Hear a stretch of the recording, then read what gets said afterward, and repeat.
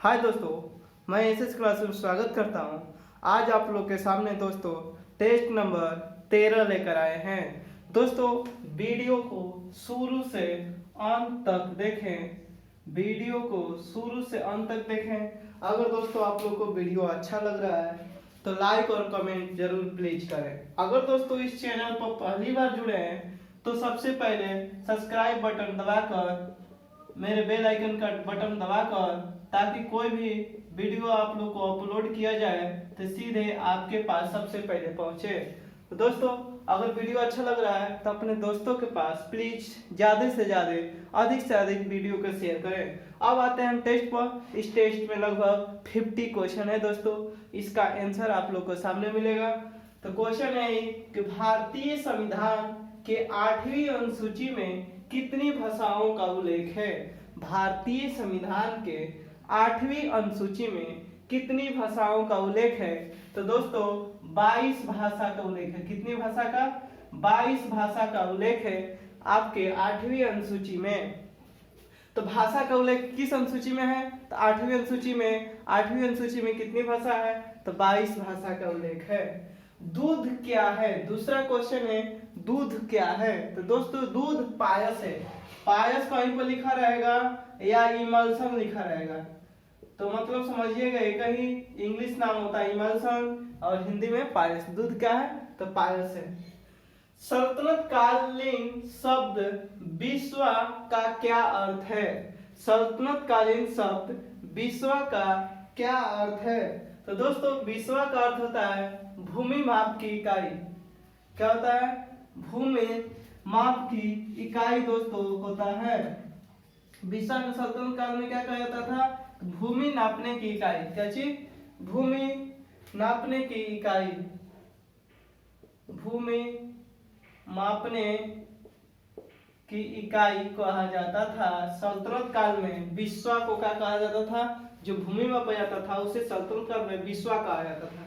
प्रसिद्ध अंतरराष्ट्रीय company D bears किस व्यवसाय में संलग्न है? डी बीयर्स किस व्यवसाय में? हीरा के व्यवसाय में संलग्न है। हीरा के व्यवसाय के लिए डी बीयर्स कंपनी जाना जाता है। ब्रिटेन की सदाबहार सर्वश्रेष्ठ कही जाने वाली कार कौन सा है? तो रोल्स कार कौन सा? Rolls Royce. ब्रिटेन का सदाबहार सर्वश्रेष्ठ कही जाने वाली कार कौन सी है? रोल्स सदाबहार। कौन सा? Rolls Royce. ऐसा कर जो आय बढ़ने के साथ आय का एक बहुत बड़ा हिस्सा ले जाता है क्या कहलाता है? ऐसा कर जो आय बढ़ने के साथ आय का एक बहुत बड़ा हिस्सा ले जाता है क्या कहलाता है? तो दोस्तों कहलाता है प्रगतिशील कर। क्या चीज? प्रगतिशील कर। क्या कहलाता है? प्रगतिशील कर। व्यापारिक बैंकों द्वारा जनित खास का नियंत्रण कौन करता है? व्यापारिक बैंकों द्वारा जनित खास का नियंत्रण कौन करता है? तो आपका आरबीआई बैंक, भारतीय रिजर्व बैंक नियंत्रण करता है। काली मिट्टी का सबसे अधिक क्षेत्र किस राज्य में है? काली मिट्टी का सबसे अधिक क्षेत्र किस राज्य में है? महाराष्ट्र में है। महाराष्ट्र, फिर उसके बाद आएगा गुजरात, फिर आएगा एमपी। तो सबसे अधिक महाराष्ट्र राज्य में। सागौन किन वनों में पाया जाता है? सागौन किन वनों में पाया जाता है? तो मानसूनी वन में सागौन पाया जाता है। सागौन किस वन में पाया जाता है? तो दोस्तों मानसूनी वन में सागौन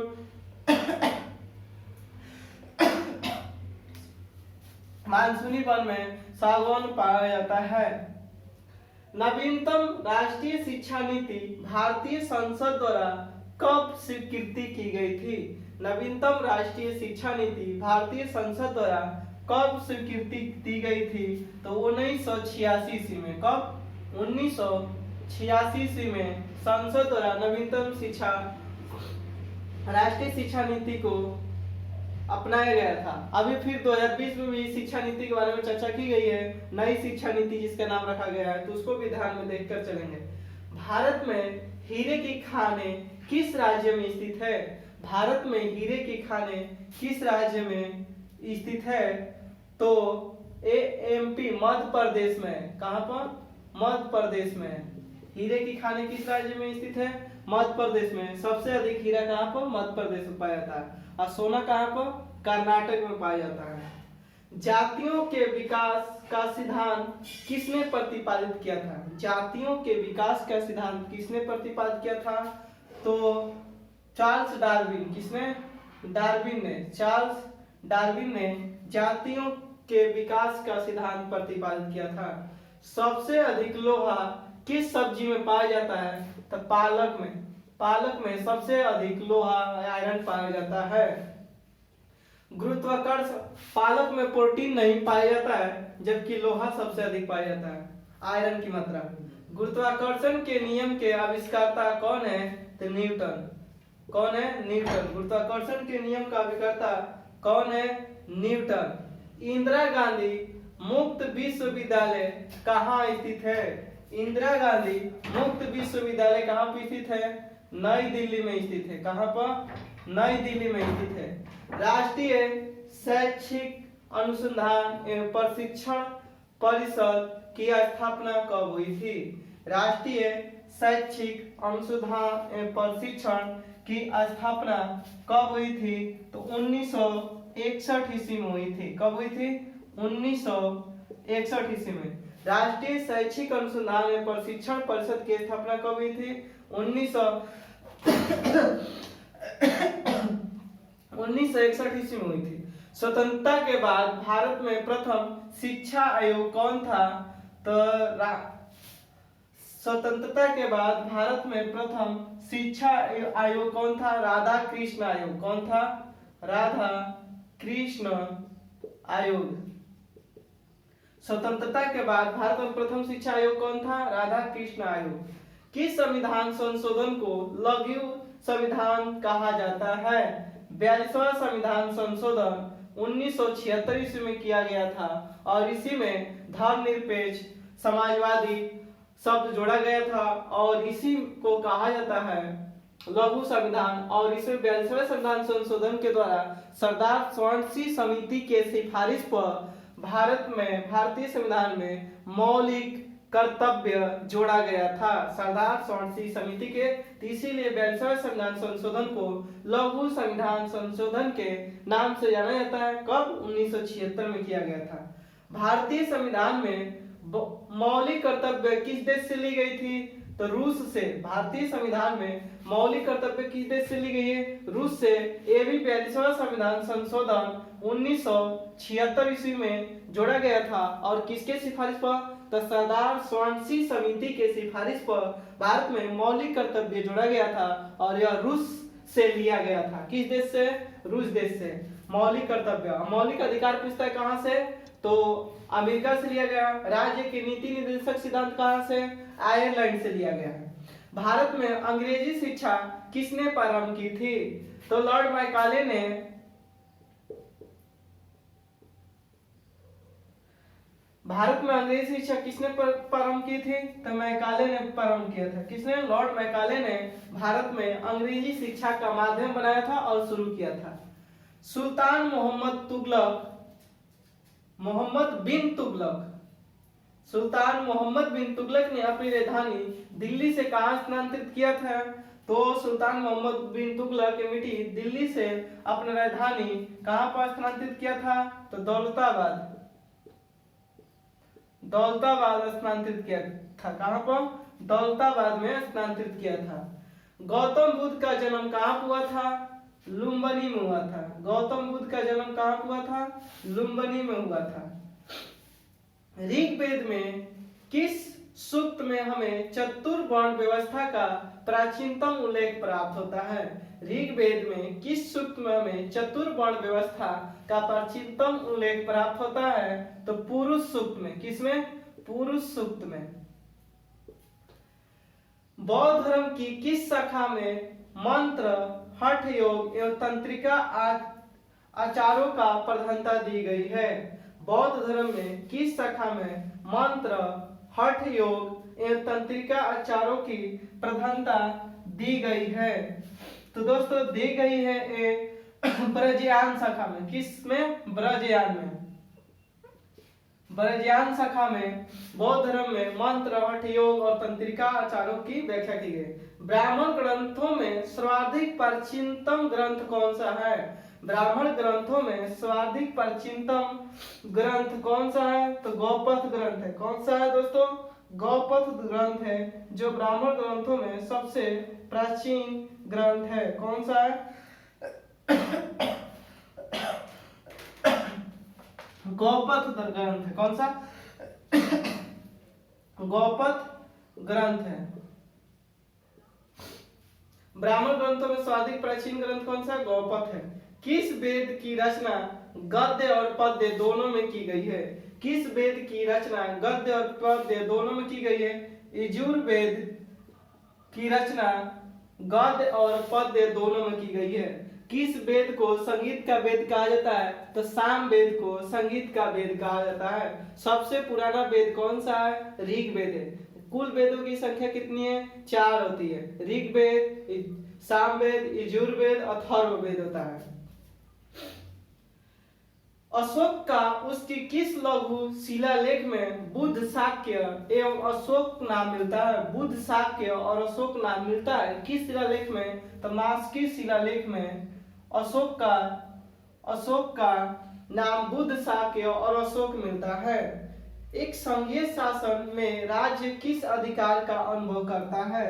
एक संघीय शासन में राज्य किसका अधिकार क्या करता है? तो संविधान द्वारा दिया गया अधिकार अनुभव किसका करता है? संविधान द्वारा दिया गया अधिकार। एक संघीय शासन में राज्य किसका अधिकार का अनुभव करता है? तो सरकार द्वारा दिया गया अधिकार।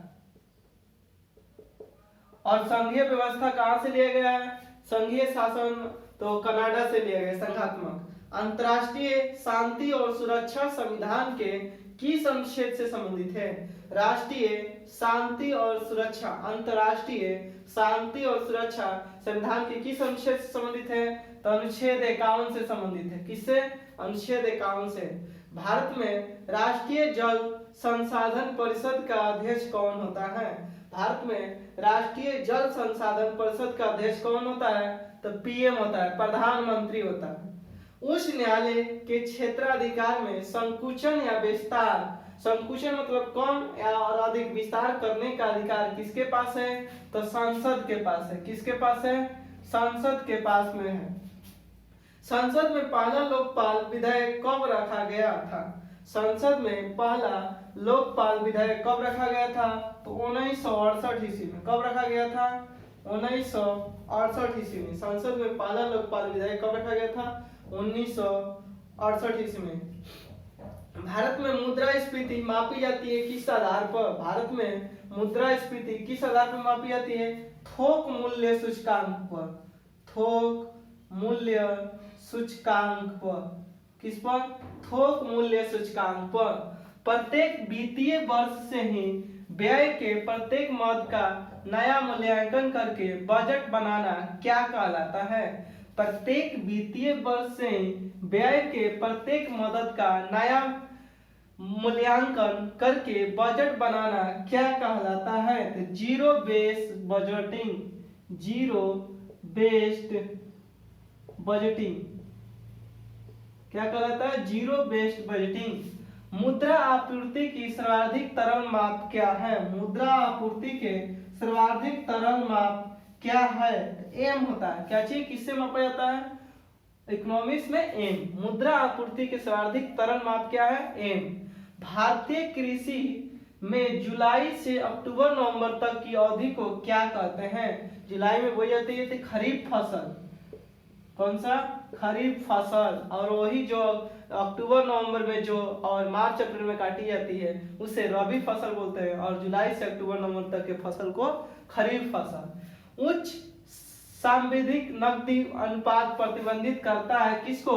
उधार को। किसको करता है? उधार को। उच्च सांविधिक नकदी अनुपात प्रतिबंधित कराता है किसको? उधार को। बिहार के उस क्रांतिकारी का नाम बताएं, बिहार के उस क्रांतिकारी का नाम बताएं जिसने सितंबर 1928 ईस्वी में हिंदुस्तान सोशलिस्ट रिपब्लिकन आर्मी की बैठक में भाग लिया था। बिहार के उस क्रांतिकारी का नाम बताएं जिसने सितंबर 1928 में हिंदुस्तान सोशलिस्ट रिपब्लिकन आर्मी की बैठक में भाग लिया था। तो फणींद्रनाथ घोष कौन थे? फणींद्रनाथ घोष थे। फणींद्रनाथ घोष लिया था किसने? फणींद्रनाथ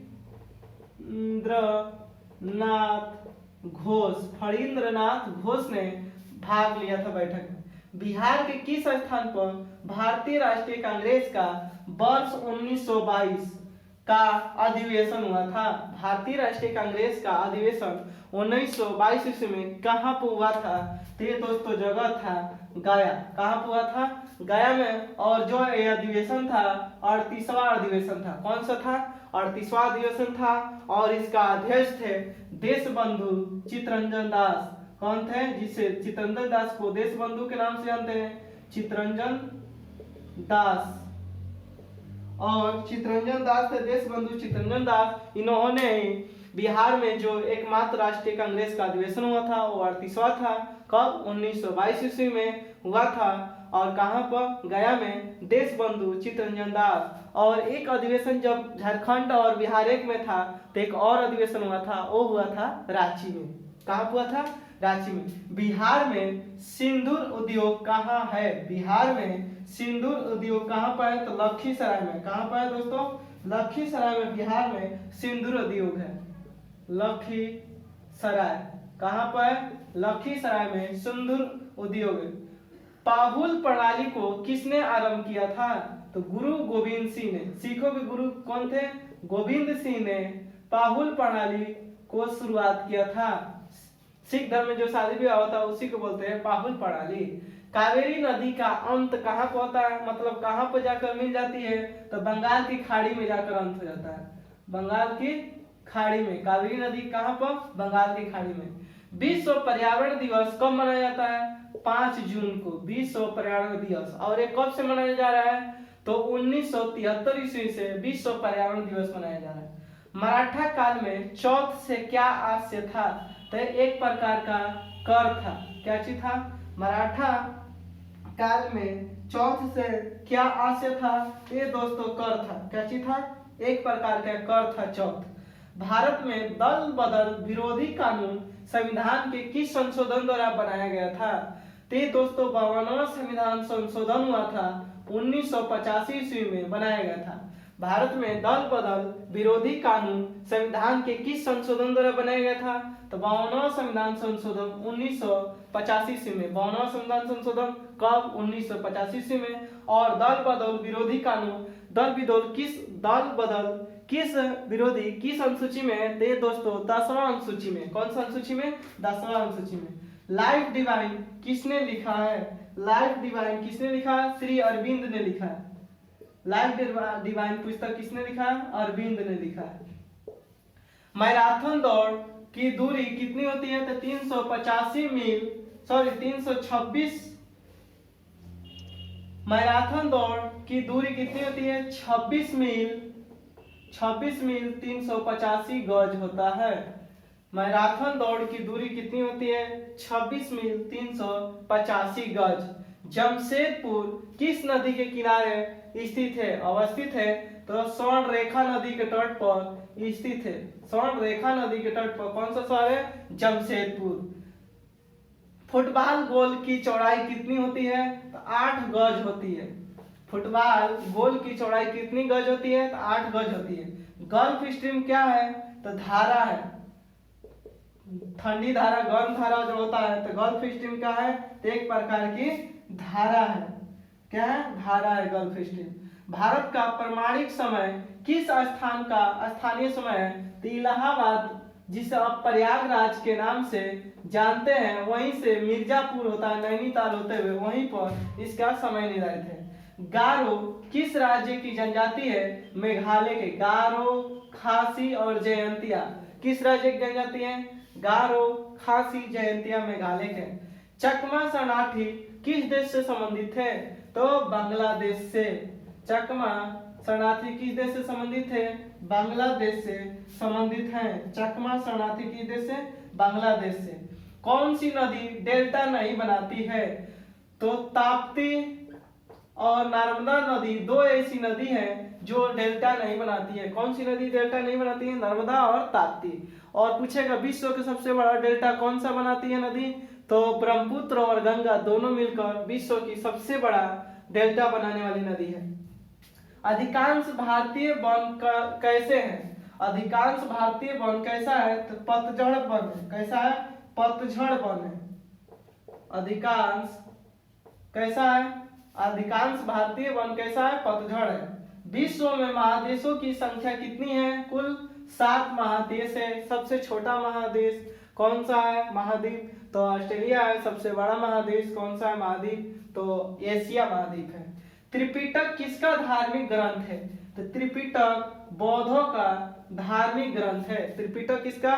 बौद्धों का धार्मिक ग्रंथ है।